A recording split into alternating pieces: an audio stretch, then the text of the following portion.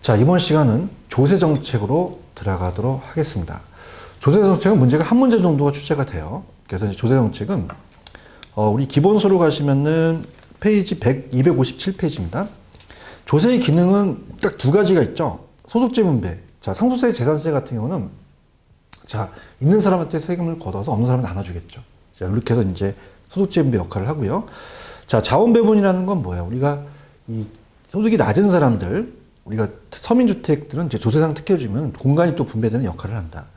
조세를 통해서 토지용 규제하거나 조장시켜서 민간 공급물을 활용할 수가 있다. 이렇게 보시면 되고요. 그 다음에 이제 그 조세에 대한 전가와 기착, 이건 이제 우리가 배울 거고요. 그 다음에 이제 세법 문제가 나올 수도 있어요. 그래서 우리가 취득, 보유, 처분, 그 다음에 국세, 지방세, 자, 그렇게 정리하시면 되거든요. 자, 그러면 260페이지 가셔서 우리가 이제 가장 출제 빈도가 높고, 이 학교론에서 나올 수 있는 건 조세의 전가와 기착입니다. 탄력성에 따라서 기착 문제가 달라지죠. 들어가겠습니다. 자, 조세 정책은 문제가 자, 우리 시험 문제 한 문제 정도 나오죠. 그럼 조세의 전가와 기착을 먼저 갈게요. 조세의 전가와 기착이다. 이렇게 합니다. 그러면 조세 전가는 뭐고 또 기착은 뭐냐? 이렇게 우리가 한번 배워보도록 하죠. 자, 예를 들어서 만약에 세금은 있는 사람한테 걷어요. 그래서 자, 얘가 이제 건물주입니다. 건물주가 임대인이 되겠죠. 임대인한테 정부가 재산세를 부과시킵니다. 그러면 임차인이 있죠. 자, 그럼 얘가 공급자고요. 얘가 수요자가 되겠죠. 자, 옛말에 그런 말이죠. 있는 사람이 더하다고. 그럼 이게 전가시켜요. 전가시킨다는 거는, 자, 지금 원은 뺄게요. 1,000원이라고 봤을 때 임대료가 100원의 재산세를 부과시켰다. 그러면 가격을 올려버려요. 가격 올린 것만큼 전가한다고 하거든요. 자, 그걸 우리 조세의 전가라고 합니다. 부가는 아니죠. 부가는 과세권자가니까 이렇게 보겠죠. 자, 그러면은 1,000원에서 가격을 만약에 100원의 재산세 부과시켰다. 그럼 가격을 올려버려요. 60원으로. 올린 것만큼 전가가 되겠죠. 그럼 1,060원으로 올랐다라고 한다면 임차인의 소비자 부담이 커지겠죠. 60원만큼은 임차인이 부담해서 우리가 임차인은 이 소비자 잉여가 감소한다고 나오거든요. 자, 그러면서 수요를 줄일 거예요. 그러면서 100원에서 60원을 빼면 40원은 임대인이 부담하죠. 그럼 얘는 1,000원에 산 게 아니라 960원 샀으니 얘의 어떻습니까? 수입이 줄어들게 된 거죠. 자, 그렇다면 공급도 줄어들게 돼요. 그럼 가격 올라가고 거래량은 줄 수밖에 없는 우리가 시장이 경제적 순손실이 발생할 수 있다. 이렇게 나오거든요. 자, 이거는 상대편에 따라 탄력성에 따라 틀어집니다. 자, 예를 들어서 선진국이다 라고 한다면 대체재가 많죠. 갈 데가 많아요. 얼마든지 많기 때문에 탄력적이에요. 굉장히. 그래서 갑돌이가 수요자가 굉장히 탄력적으로 바뀝니다. 탄력적은 유리하거든요. 유리하기 때문에 요 조세 부담을 작게 할 수밖에 없죠. 근데 을돌이가 후진국에 삽니다. 후진국은 갈 데가 없기 때문에 불리해요. 불리하기 때문에 자, 비탄력적이에요. 그러면 얘의 조세 부담이 클 수밖에 없습니다. 나갈 수 없으니 조세 부담을 많이 할 수밖에 없죠. 그래서 탄력적은 유리할 때는 부담이 적고 비탄력적 불리할 때는 조세 부담이 커진다. 그렇게 보시면 되고요. 일단 이제 좀 어렵게 떴던 게 그래프는 안 나오는데 경제 이론을 냈어요. 가격과 양입니다. 문제를 풀 텐데 있다가 자, 공급하고 수요가 있어요. 자, 이 상태에서 자, 지금 가격이 1,000원에 형성이 되고 있습니다. 자, 이 상태에서 정부가 공급자한테 재산세를 부과시키죠. 자, 그럼 공급을 줄여서 자상향 이동하는데요. 자, 잉여가 소비자 잉여와 생산자 잉여라는 게 있습니다. 자, 그러면은 우리 칠판 유계를 만들 때 우리가 생산비가 들어가죠. 그럼 생산비만큼은 최소한 받아야 되기 때문에 이 부분이 생산비입니다. 그러면 더 받는 부분이 여기 노란색으로 칠한 게 이 부분이 생산자 잉여가 돼요. 생산자 잉여 부분이 되고요. 자, 소비자는 원래는 이만큼을 부담하려고 그랬어요. 근데 요만큼만 부담하면 되거든요. 자, 그렇다면은, 자, 여기서 우리가 요만큼에 대한 소비자 잉여가 생기는 거죠. 소비자 잉여. 자, 근데 이 잉여들이 다 줄 수밖에 없다라는 문제가 나왔거든요. 자, 왜 그러냐? 자, 만약에 재산세를 부과시켰어요. 만약에 100원의 재산세를 부과시켰다. 그럼 공급을 줄여버리죠. 그러다 보니까 공급이 자상향, 공급수 자상향 이동합니다. 자, 그럼 양은 줄고요. 10개에서 7개로 줄다 보니까, 자, 이만큼의 우리가 삼각형에서, 자, 이게 없어져요. 자, 이게 이제 소비자 잉여가 감소했다 그러거든요. 그러면 만약에 60원을 올렸다. 그럼 60원만큼은 소비자가 부담했기 때문에 소비자 잉여가 감소해서 이 삼각형이 요만큼밖에 안 되는 거죠. 자, 그러면서 공급자도 마찬가지입니다. 100원에 대해서 60원 올렸다면, 자, 공급자는 내야 될 금액이, 아니, 우리가 받아야 할 금액이 40원이 떨어진 거죠. 그래서 960원에 파니까, 자, 40원만큼은 생산자가 내게 되는 거죠. 그럼 생산자 입장에서는 수입이 줄고요. 생산자 잉여가 줄게 되는 거죠. 자, 그럼 어떤 일이 벌어지냐면, 자, 지금 원했던 잉여들이 다 감소해버려요. 그래서 경제적 순손실이 나타나서 둘 다 빵꾸가 났죠. 그래서 이렇게 경제적 순손실이 발생한다. 경제적 순손실 발생. 자, 이렇게 이제 우리가 시험에 나올 수가 있습니다. 그래서 이따 보기도 하고요. 딱 두 가지인데요. 시험에 나올 수 있다는 것은 이따 세법에 대한 문제는 제가 다시 한번 정리를 해드릴 거고요. 자, 그 다음에 이제 뭐가 나오냐면 동교효과라는 게 나와요. 자, 그래서 우리가 페이지 264페이지로 가죠. 자, 264페이지 보시면은, 양도소세라는 게 나와요. 양도소세. 동교효과 나옵니다. 그러니까 동교효과가 나오면 꽁꽁 얼어붙거든요, 물량이. 그럼 공급이 감소하잖아요. 그럼 가격이 올라갈 수밖에 없다는 거죠. 자, 예를 들어서 우리가 정부의 정책에 지금 현행 정책에서 2017년 8.2 정책이 나옵니다. 양도세를 중과시킨다 그래요. 그래서 2018년 4월까지 시간을 줬거든요. 그러면서 정부 입장에서는 양도세가 수요 억제 정책이니까 공급 물량이 많이 쏟아져 나와서 물량이 많으면 가격이 떨어질 거라고 생각하죠. 근데 이건 정부 생각이에요. 동교롭거라는 건 물량이 안 나옵니다. 오히려 공급이 감소하고 가격은 상승할 수밖에 없다. 이렇게 정리해 두시면 되고요. 근데 좀 많이 어려워하시는 게 헨리 조지 이론이거든요. 근데 헨리 조지 이론이 우리 지금 나와 있는 교재로는 그 264페이지 헨리 조지 이론이 있어요.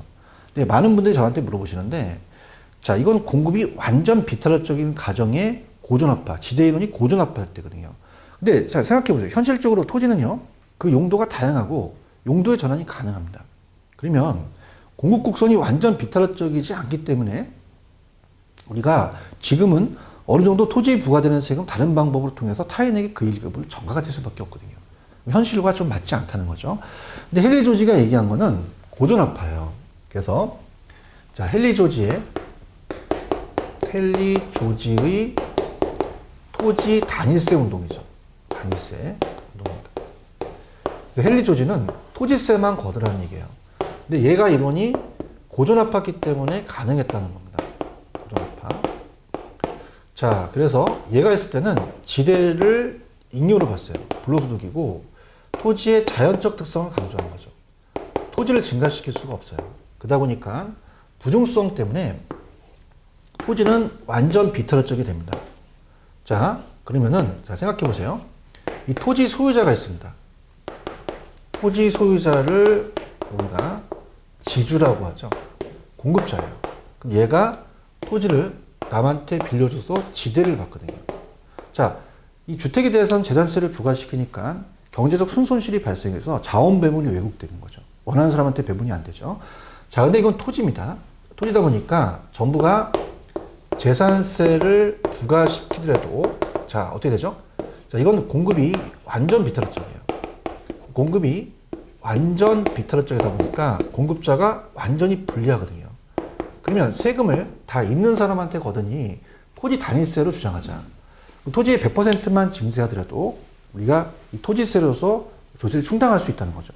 그래서 걷지 말아야 할 비효율적인 세금 다 걷지 말고 형평성에서 있는 사람이 내는 것도 맞아요. 자, 그 다음에 자, 지금 지대가 있으면 이걸 못 올린다는 거죠. 재산세를 부과시키더라도 자, 공급이 완전 비탈적이니까 공급자가 다 내야 돼요. 전가를 못 시켜요. 가격도 못 올린 상태에서 어떻습니까? 공급도 물량을 줄이지 않으니 자원부담이 요구되지 않는다는 거죠.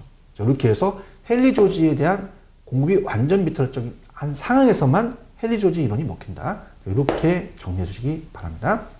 자, 세 번 문제는 자, 제가 나올 때 다시 한번 정리해 드리도록 하고요. 자, 문제로 우리가 가보도록 하겠습니다. 자, 문제집 159페이지입니다. 들어가죠. 정부는 주택에 부과되는 재산세 상승시켰다고 가정할 때 단기적으로 주택시장에 나타나는 현상에 관한 설명이다. 가장 적합한 것은 자, 이렇게 돼 있죠. 자, 임대인과 임차인 부과는 재산세 절반씩 부담하는 게 아닙니다. 2번이 정답이죠. 자, 탄력성에 따라 틀어지는 거죠. 재산세의 귀착 문제는 자, 누가 귀착되냐? 그게 수요의 탄력성은 가격이 생략됐죠. 수요의 가격 탄력성과 공급의 가격 탄력성이 상대적 크게 따라 달라진다. 이게 되겠고요. 자, 주택의 임대료가 상승합니다. 근데 공급량은 증가하는 게 아니라 공급량이 감소하겠죠. 그래서 우리가 감소한다. 자, 일률적으로 똑같이 세금을 부담하려면 누진세 효과가 나타나는 게 아니라 반대인 역진세가 나타난다 하셨었죠. 고소득층이 더 많이 부담을 줄이는, 저소득층이 더 많이 부담하는 이렇게 보시고요. 자, 수요가 많다는 것은 자, 이렇게 적어놓으세요. 완전 탄력적은 완전 유리합니다. 그럼 수요가 완전 탄력적일 때는 재산세 상승은 전부 임대인한테 가겠죠. 그러니까 정답은 2번이 정답이다. 2번 갑니다. 자, 부동산 보유세에 대한 경제적 효과에 대한 가장 거리가 먼 것은 자, 2번이죠. 자, 토지 공급이 비타르 쪽이에요. 그 비타르 쪽에서 공급은 비타르 쪽은 불리하잖아요. 그러면 어떻게 돼요? 이 비타르 쪽일 때 조세 정가가 적잖아요. 그죠? 그러니까 따라서 토지에 대한 보유세는 자원 배분의 여기 좀 적은 효율적 세금이다. 그래서 자원 배분이 큰이 아니라 적은 좀 효율적 세금이다. 자원 배분이 요구되지 않는다. 이렇게 가셔야 되고요. 그 다음 3번 문제 갑니다. 부동산 조세의 자, 경제적 효과에 대한 설명에서 틀린 것은 자, 4번이요. 6번의 1번하고 똑같이 냈어요. 자, 보세요. 3번의 4번의 정답하고 그다음에 6번의 1번에 대한 그 지문이 아주 토시 하나 틀리지 않고 똑같습니다. 기출 문제를 빼게 된다는 얘기예요. 얘들이. 그럼 3번에 가시면은 토지 이용을 특정 방을 유도하기 위해서는 정부가 토지 보유세를 부과할 때 토지 용도에 관계없이 동일한 세금을 합니까? 아니죠. 자, 우리가 토지 보유세를 부과할 때 과다 보유를 억제하기 위해서는 용도에 따라 차등가세를 해야 되죠. 용도에 관계없이 동일한 세금이 아니라 용도에 따라 차등가세를 부과된다. 이렇게 정답은 4번이 정답이다. 이렇게 보시면 되고요. 그 다음 4번도 동결효과랑 똑같아요. 마찬가지로 자, 집가 상승에 대한 기대가 퍼졌을 때 자, 땅도 양도세를 중과시켜요. 그러면 동결효과가 나왔다는 건 이렇게 생각하십시오. 동결효과는 물량이 꽁꽁 얼어붙었기 때문에 토지의 공급도 감소한다는 거죠.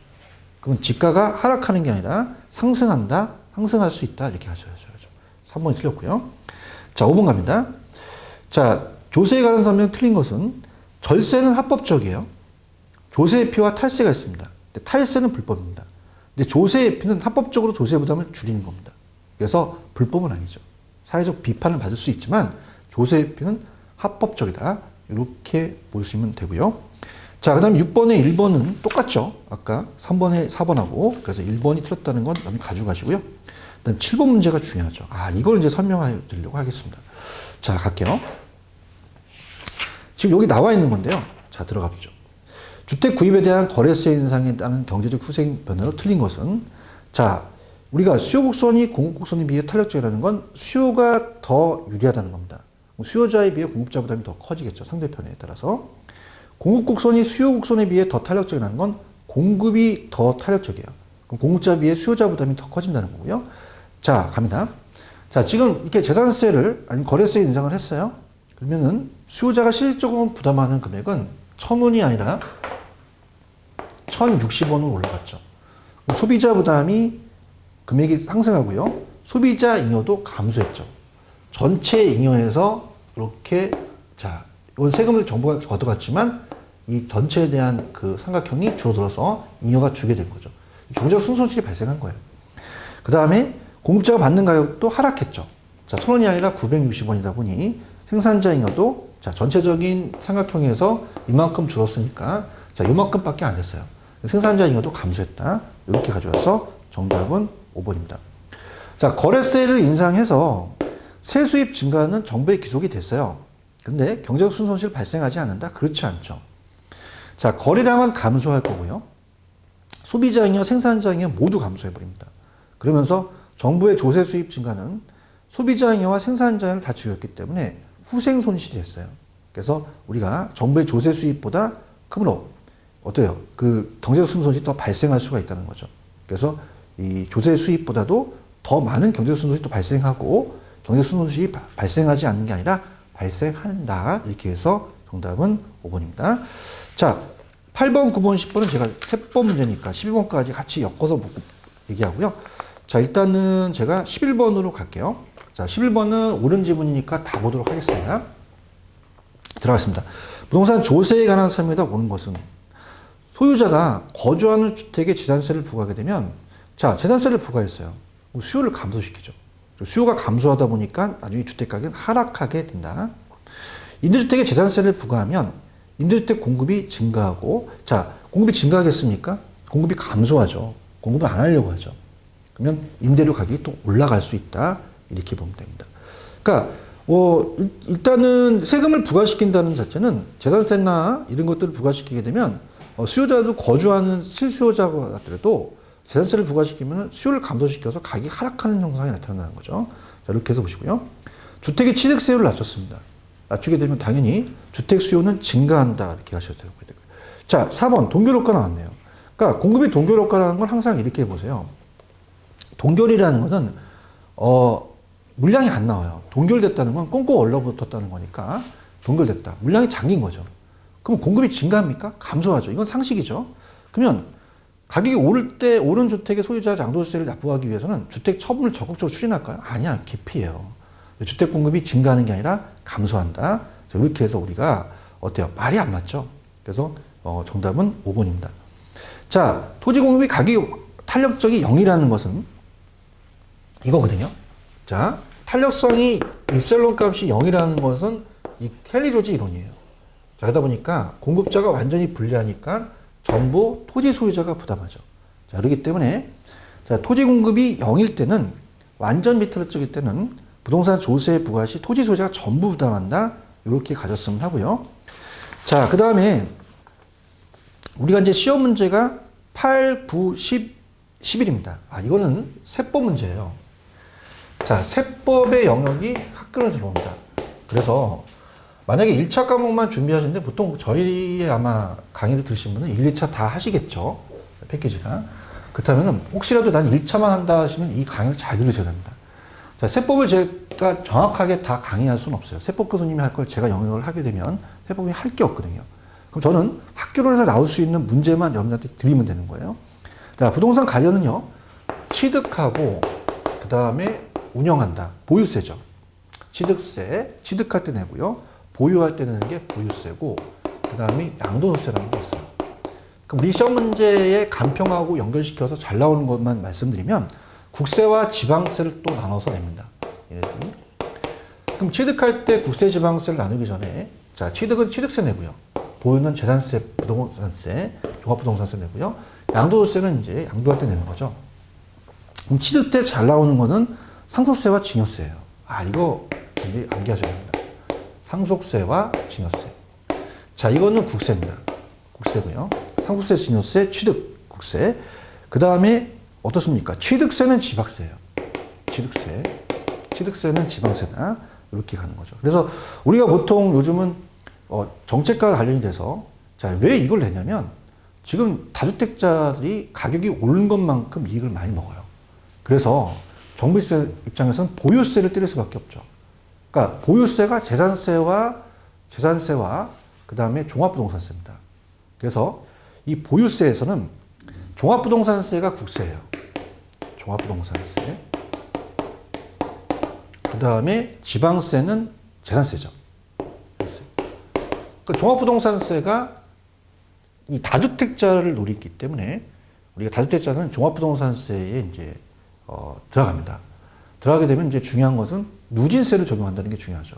그죠? 이렇게 해서 당연히 주택 수에 따라서 더 부과하겠다는 거죠. 자, 그렇다면 이제 그렇게 염두에 보시면 되고요. 그 다음에 이제 양도소득세입니다. 당연히 양도소득세는 뭐 다 같이 염두에 알고 계시다시피 국세가 들어가죠. 양도소득세.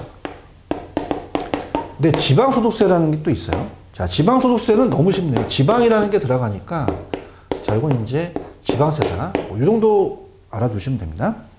자, 그럼 8번. 너무 쉽게 떴죠. 부동산 조세 유형 중 보유과세를 모두 고르죠. 그럼 재산세와 종합부동산세. 정답은 3번이 정답이죠. 취득, 상속은 취득입니다. 취득되고요. 양도세는 양도죠. 자, 9번. 안에 들어갈 내용은 뭐냐? 자, 보유세 냈네요. 보유는 국세, 종합부동산세, 재산세니까 종합부동산 재산세 있는 거는 1번밖에 없잖아요. 특히 처음에는 양도세를 냈죠. 정답은 1번이 정답이다. 자, 부동산 관련 조세에 관한 국세, 보유세, 누진세 유형에 모두 해당되는 것은, 자, 일단 보유과세는 어떻죠? 자, 취득은 취득 때 내고 상속세는 안 들어가겠고, 그죠? 보유과세니까. 양도세니까 재산세, 종합부동산세에서 국세니 종합부동산세가 되죠. 종합부동산세는 누진세를 적용합니다. 정답은 3번이 정답이다. 이렇게 가져가시면 될 것 같고요. 마지막 문제입니다. 자, 힘내시고요. 12번입니다. 국세와 지방세를 냈어요. 자, 그래서 우리가 여기서 지금 제가 안 한 건 등록 면허세라는 게 있죠. 우리가 등록 면허세라는 것은 지방세예요. 취득할 때 등록 면허세입니다. 나왔던 건 다 봐주셔야 돼요. 등록 면허세, 이건 지방세죠. 자, 그래서 자, 갑니다. 자, 다음 중 국세만 묶인 것은, 자, 상속세 들어가고 취득세는 지방세입니다. 양도세가 국세에 맞고요. 자, 증여세는 취득입니다. 아니, 국세죠. 맞고요. 등록 면허세는 지방세예요. 양도세는 국세에 맞고요. 그래서 우리가 취득 등록 면허세 들어가면 안 되죠. 그죠? 또 3번 취득 등록 면허세 들어가면 안 되죠. 자, 증여세, 국세, 종합부동산세, 양도세 정확하게 다 국세죠. 그 다음에 재산세는 빠져야 되죠. 재산세는 우리가 지방세가 되니까, 그래서 양도세, 종합부동산이니까 4번이 정답이다. 이렇게 보시면 됩니다. 자, 그래서 자, 지금 여러분들이 세법에 대한 거는 요거만 마스터 하시면 돼요. 자, 우리가 다른 걸 뭐 부가가치세를 내겠습니까? 부동산에서. 자, 그럼 우리가 볼게요. 취득할 때 내는 거는 취득세고, 보유는 종합부동산 재산세, 양도세는 양도세인데, 자, 일단은 국세와 지방세를 다르게 볼게요. 그럼 우리가 중요한 거는 취득세, 등록세, 면허세, 재산세, 지방소득세는 다 지방세입니다.